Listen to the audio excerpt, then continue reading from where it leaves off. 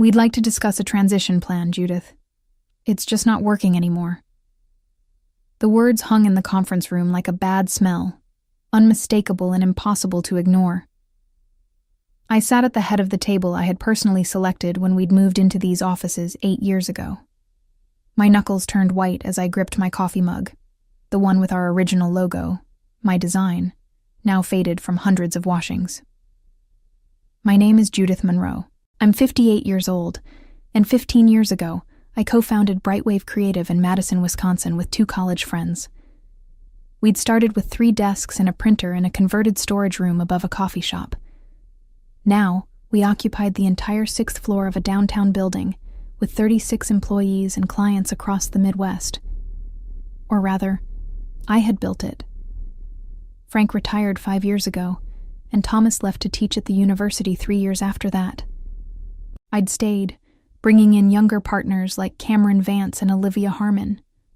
I'd mentored them, shared client relationships I'd spent a decade cultivating, taught them everything they knew about strategic marketing.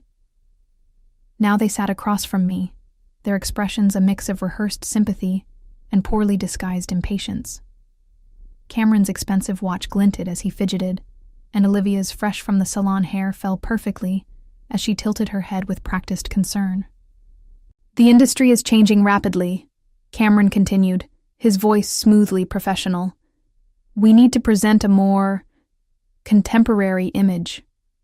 Contemporary, I repeated. The word tasted bitter on my tongue.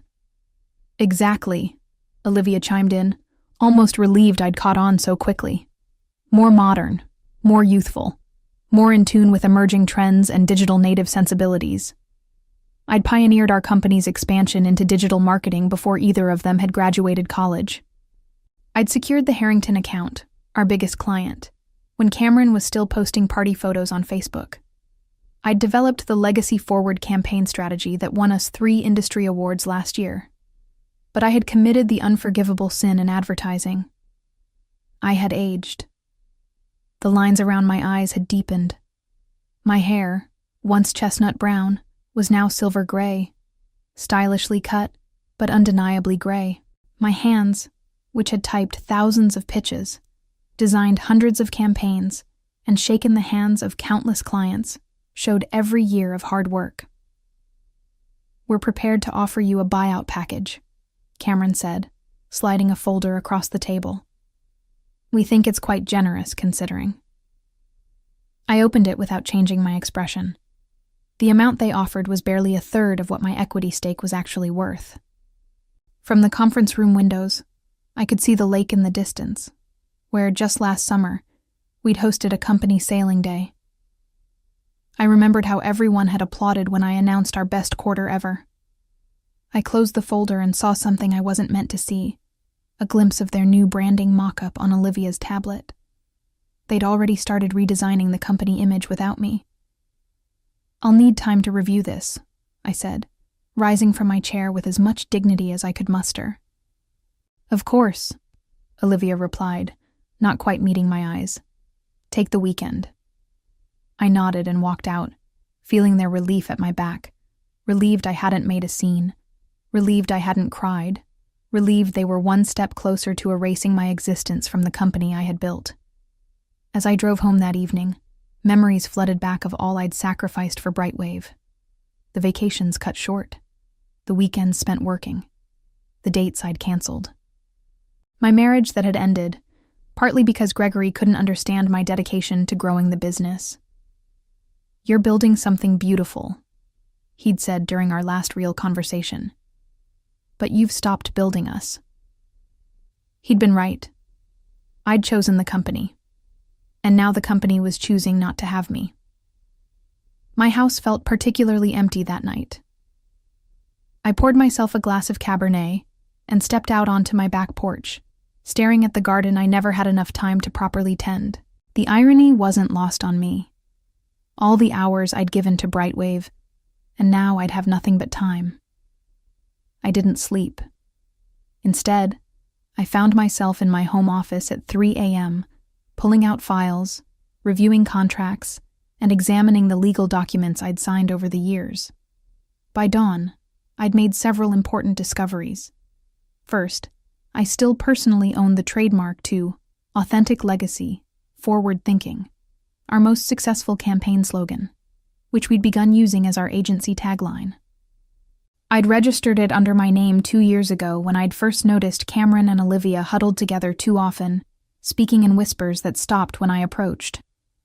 Second, our 4 largest clients, Harrington Financial, Westfield Manufacturing, Crescent Healthcare, and Northern Outfitters, all had clauses in their contracts that required notification if the agency underwent significant management changes. These were relationships I'd built personally over many years. The contracts even named me specifically as their account lead. Third, I'd never signed a non-compete agreement. In our early days, we'd been too busy building the business to worry about such technicalities. And later, well, I suppose no one had imagined I'd ever leave. The sun was rising as I made coffee, my mind surprisingly clear. I remembered something my grandmother used to say. Sometimes the most powerful thing you can do is simply walk away with grace, and then build something better. I thought about fighting. I could hire lawyers, threaten litigation, make things messy in public. I could force them to pay me what my stake was truly worth. But that would be giving them more of my precious time and energy.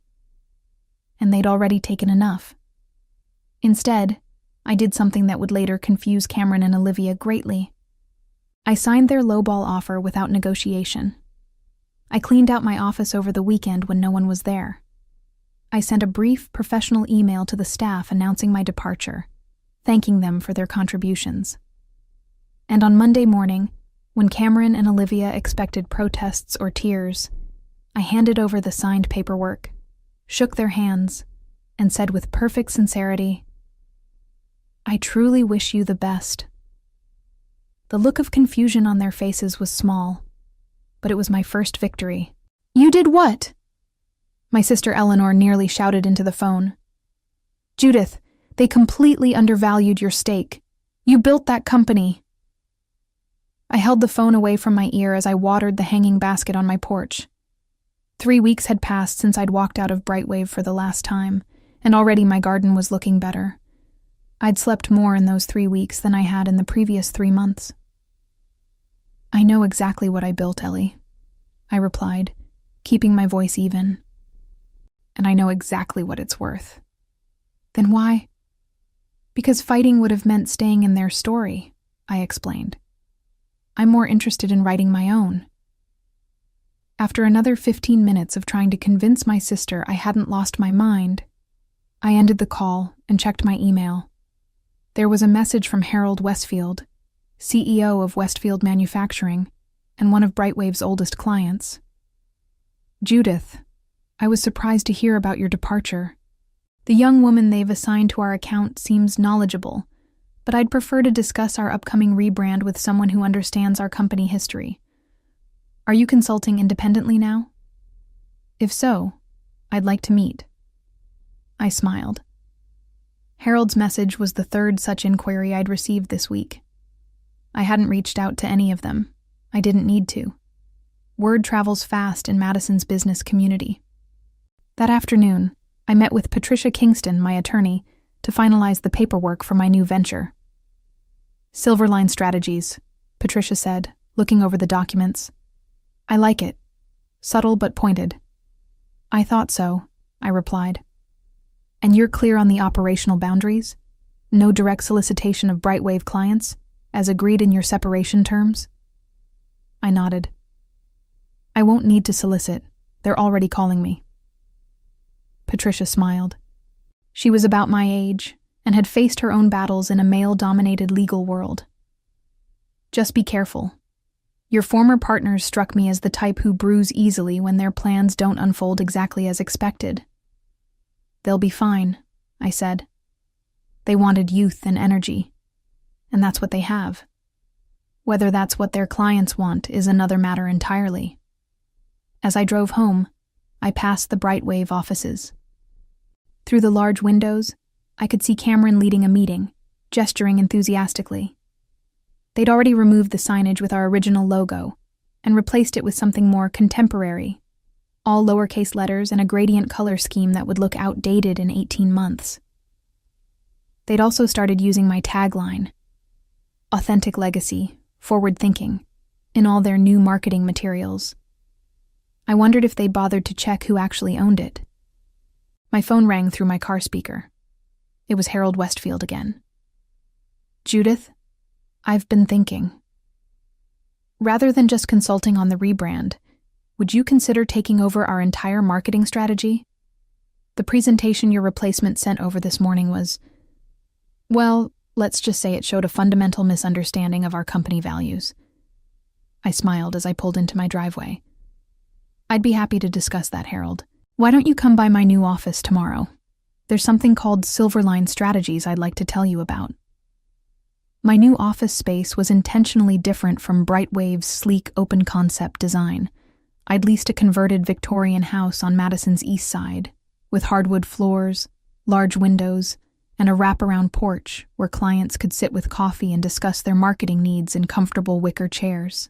The walls displayed framed examples of my most successful campaigns over the years, many of which had won awards for Brightwave. Within 6 weeks, I'd hired 4 staff members, 2 experienced designers who had previously freelanced for me, a brilliant content strategist who'd been overlooked for promotion at a larger agency, and an office manager who kept everything running smoothly. We were small but efficient, focusing exclusively on high-value clients who appreciated strategic thinking over flashy trends. I was reviewing our quarterly projections when my phone buzzed with a text from Jessica, a junior designer who still worked at Brightwave. We occasionally met for coffee, as I'd mentored her since she first joined the company as an intern. "Did you know they're using your tagline for the Belmont Hotel's pitch? The one about authentic legacy? Olivia's presenting it as the centerpiece of the campaign tomorrow." I set my phone down, unsurprised but still disappointed. I'd been waiting to see how far they would go. Now I knew. "Dorothy," I called to my office manager, "would you ask Patricia to send that cease and desist letter we prepared? It's time." "Right away," she replied with a knowing smile. That afternoon, I met with Harold Westfield and the Westfield Manufacturing Executive Team to present Silverline's comprehensive strategy for their product launch. When I finished, the room was silent for a moment before Harold spoke. "This is exactly what we've been trying to articulate for months," he said. "You've captured our company's heritage while positioning us for the future." "That's what experience brings," I replied. "Understanding that innovation doesn't mean abandoning what made you successful in the first place." As we were wrapping up, Harold looked somewhat uncomfortable. "I should mention, Cameron from Brightwave has been calling me daily. Rather persistent young man." "That's to be expected," I said evenly. "You're an important client." Harold shook his head. "We've already notified them that we're terminating our contract. I just thought you should know they're not taking it well. Cameron implied that you might have violated some agreement by working with us." I smiled. "I assure you, everything I'm doing is completely above board, but I appreciate the heads up."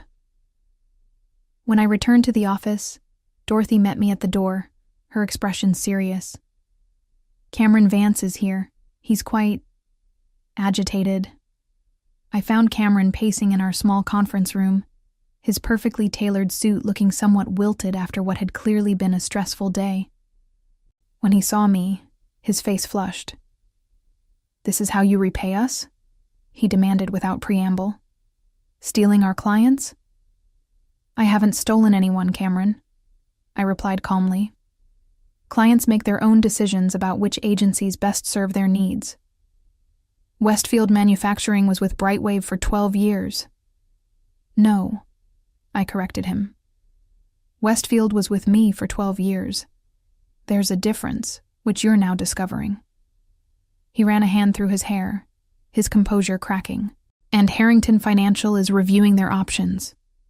And Crescent Healthcare hasn't returned our calls in 2 weeks. This isn't coincidence. Perhaps they're not responding to your new contemporary approach," I suggested. Cameron's eyes narrowed. "We were trying to do the right thing, Judith. The industry is changing. Clients want fresh perspectives, digital natives. Apparently not all clients, I interrupted. Some still value experience, strategic thinking, and long-standing relationships. I gestured to the chair across from me. Now, was there something specific you wanted to discuss? I have a rather full afternoon. He remained standing. We want you to stop using Brightwave in your credentials. Stop mentioning that you founded our company when you pitch to clients. I couldn't help but laugh. You want me to erase 15 years of my professional life because it's inconvenient for you? That's not how reality works, Cameron. We'll take legal action if necessary, he threatened. I look forward to that discussion, I replied. Especially when your lawyer explains how you're using my trademark tagline without permission. The color drained from his face. What are you talking about? Check your inbox, I said. Your counsel should have received our cease and desist letter about 20 minutes ago. The following weeks brought developments that Cameron and Olivia likely never anticipated when they orchestrated my departure. First, Harrington Financial, which represented nearly 30% of Brightwave's annual revenue, officially terminated their contract and signed with Silverline. Their CEO, Victoria Harrington, made a point of calling me personally. That young woman they sent to our last meeting tried to explain to my board why we need to appeal to millennials, she said with a laugh. We're a wealth management firm specializing in retirement planning, Judith. Our primary clients are 55 to 70 years old with portfolios over $2 million. Next, Northern Outfitters followed, their marketing director explaining they needed an agency that understood their traditional customer base while helping them expand thoughtfully. Then Crescent Healthcare signed a 2-year exclusive contract with Silverline. By the end of the 3rd month, 7 of Brightwave's established clients had made the switch. I took no particular joy in these developments. These were relationships I'd built over years, clients whose businesses I understood intimately. I was simply continuing to serve them, now under my own banner. What did bring me satisfaction, however, was building something authentic to my values. Silverline operated differently from most agencies. We limited our client roster to ensure personal attention. We hired based on talent and fit, not age or trendiness. Our team ranged from 24 to 67 years old, each bringing different perspectives and strengths. One Tuesday morning, Patricia called with news. Brightwave's attorneys responded to our cease and desist, she said. They're claiming the tagline was created as work for hire under company ownership. They can claim whatever they want, I replied. I have the trademark registration and documentation showing I created it before bringing it to the company. They're also threatening to countersue for client interference. I sighed. Are they really prepared to argue in open court that their clients left because I interfered, rather than because they pushed out the person those clients trusted? That wouldn't be a good look for an agency that's supposed to understand client relationships. Patricia chuckled. That's essentially what I told them, in more legal language. I think they'll back down on that front, but they're digging in on the tagline. Apparently, they've already built their new branding around it. That was short-sighted of them, I noted. Keep me posted. Later that afternoon, I received an unexpected visitor. Olivia Harmon arrived without an appointment, looking considerably less polished than when I'd last seen her at Brightwave. The confidence she displayed when ousting me had been replaced by barely concealed anxiety. Do you have a moment? She asked, hovering in the doorway of my office. I gestured to the chair across from me. Of course. She sat, fidgeting with her watch. I wanted to speak with you directly, away from lawyers and Cameron. I'm listening. We're struggling, she admitted bluntly. The client departures hit our projections hard. The remaining clients are nervous, and we're not landing new accounts at the rate we anticipated. That must be challenging, I said neutrally. We're also overextended on the office lease and the new hires we brought in after you left. She took a deep breath. Cameron thought we could just replace your client relationships with new business. I didn't point out the flaws in that logic. From her expression, she'd already identified them herself. What exactly are you here for, Olivia? I asked. I'm here to see if there's a path forward that doesn't end with both agencies damaged. Maybe a collaboration, or a referral arrangement, or...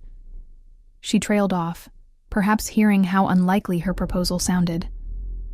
I'm not interested in rescuing Brightwave, I said calmly.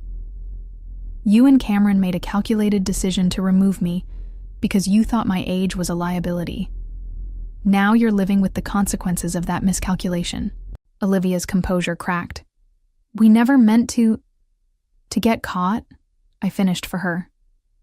Or to discover that experience actually has value in a service business built on client relationships. She stared at her hands, silent. I wish you luck, Olivia. I truly do. But Silverline and Brightwave will continue on separate paths. The legal dispute over the tagline was settled quickly once Brightwave's attorneys reviewed my documentation. They had no choice but to acknowledge my ownership and cease using authentic legacy forward thinking in any of their materials. This required them to pull their new website, redesign their business cards and proposal templates, and essentially start their rebranding from scratch. The costs, both financial and in market credibility, were substantial. Meanwhile, Silverline continued to grow strategically. We weren't trying to become the biggest agency in Madison. We were focused on being the best for a specific kind of client. We moved to slightly larger offices after 6 months, but maintained the warm, personal atmosphere that distinguished us from typical corporate agencies. My phone rang as I was reviewing applications for a new strategic position we'd opened. It was Eleanor. Have you seen the business journal this morning? She asked without preamble.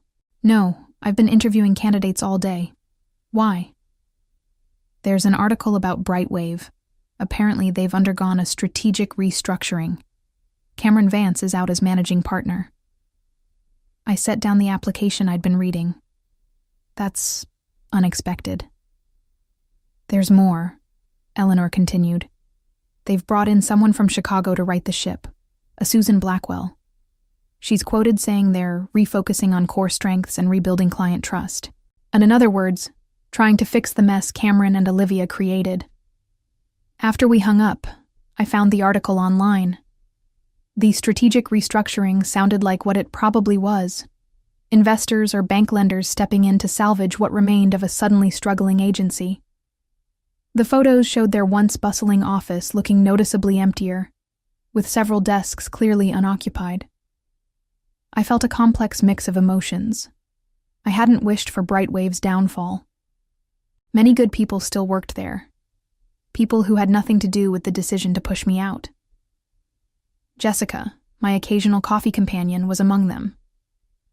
On impulse, I called her. Jessica, it's Judith. I just read about the changes at Brightwave. Are you all right? There was a pause before she answered. It's been a difficult few weeks. Cameron cleared out his office last Friday. They've let go about a quarter of the staff. I'm sorry to hear that, I said, and meant it. Were you affected? Not yet, she replied. But morale is terrible. Everyone's updating their resumes. I thought for a moment. Jessica, we're looking for a junior art director at Silverline. Someone with fresh perspective and digital skills, but who also appreciates strategic thinking. Would you be interested in interviewing? Her surprise was evident. After everything that happened, you'd still consider hiring me? What happened with Cameron and Olivia wasn't your doing, I said, and I've always believed in your talent. 2 weeks later, Jessica joined Silverline, bringing with her the youthful perspective that complemented our experienced team perfectly. She was the bridge between generations that both agencies had needed all along. The irony wasn't lost on me. Cameron and Olivia had pushed me out in pursuit of youth, driving away the established clients who valued experience. Meanwhile, I'd built an agency that embraced both experience and fresh thinking, attracting both the clients they'd lost and the emerging talents they'd hoped to court. In a moment of reflection, I realized something important. My success wasn't about revenge. It was about authenticity. I hadn't needed to fight against Cameron and Olivia's vision of the future. I simply needed to create something better, something that recognized the value of every stage of professional life, including my own. Sometimes, the most powerful response to being undervalued is simply to build something that reflects your true worth. 1 year after my unceremonious exit from Brightwave, I received an invitation that brought everything full circle. The Madison Business Association wanted to honor me with their Lifetime Achievement Award at their annual gala. As I stood at the podium, looking out at the gathered business leaders of Madison, I saw many familiar faces. Harold Westfield and Victoria Harrington were seated at a front table. Jessica sat with our Silverline team, beaming proudly. Even Patricia had come, despite her general aversion to networking events. In the back corner, I spotted Olivia, now Brightwave's managing partner following the company's restructuring. Our eyes met briefly, and I gave her a small nod, which she returned after a moment's hesitation. When I was asked to leave the company I founded at age 58, I began. I was told that the industry needed a more contemporary image. My wrinkles and gray hair apparently didn't fit the vision my younger partners had for the future. A murmur ran through the audience. I could have fought. I could have sued. I could have made things messy in public. I continued. Instead, I chose to channel my energy into building something new, something that embraced the value of experience while still welcoming fresh perspectives. I gestured to our Silverline table, where our diverse team sat together. In just 1 year, Silverline Strategies has become one of the fastest-growing agencies in the region, with a client waitlist that now extends to 9 months. We've won multiple industry awards, expanded to 15 employees, and most importantly, we've proven that effective marketing isn't about the age of the marketers.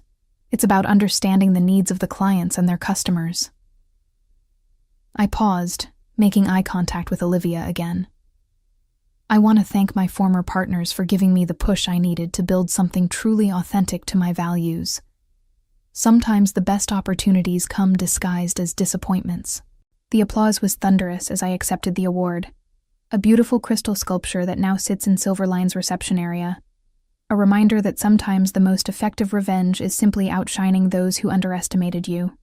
2 years after founding Silverline, I received a call from Susan Blackwell, the consultant who had been brought in to salvage Brightwave after its strategic restructuring. "I'm not sure if you're aware," she began, "but I've been authorized to explore potential merger opportunities for Brightwave. The investors feel the company might be stronger as part of another agency." I wasn't entirely surprised. Despite Olivia's best efforts and Susan's expertise, Brightwave had never fully recovered from the client exodus and rebranding disasters. "And you're calling me because?" I asked, though I suspected I knew the answer. "Silverline would be an ideal partner," Susan replied. "You understand the market, you've worked with many of our remaining clients in the past, and your agency has the stable financial footing that Brightwave currently lacks." The irony was almost too perfect. The company that had discarded me for being too old was now asking to be rescued by the very agency I had built in response to their ageism. "I appreciate the call, Susan," I said carefully, "but Silverline isn't looking to acquire other agencies at this time. We're growing organically at a pace that allows us to maintain our culture and values." "I understand," she said, sounding disappointed but not surprised. "If you change your mind." "I'll let you know," I assured her, though we both knew I wouldn't. After we hung up, I sat in my office, looking out at the garden we'd planted behind our Victorian house office. The late afternoon sunlight filtered through the trees, casting dappled shadows on our patio, where 2 team members were discussing ideas for a client presentation. I felt no satisfaction in Brightwave's struggles. What I felt was gratitude for the journey that had led me here, to a place where I could build something true to myself, surrounded by people who valued what I brought to the table, wrinkles and all. When I left Brightwave, I hadn't set out for revenge. I had simply refused to accept the narrative that my age made me less valuable. In doing so, I had written a new story, not just for myself, but for everyone who had ever been told they were past their prime when their best work was still ahead of them.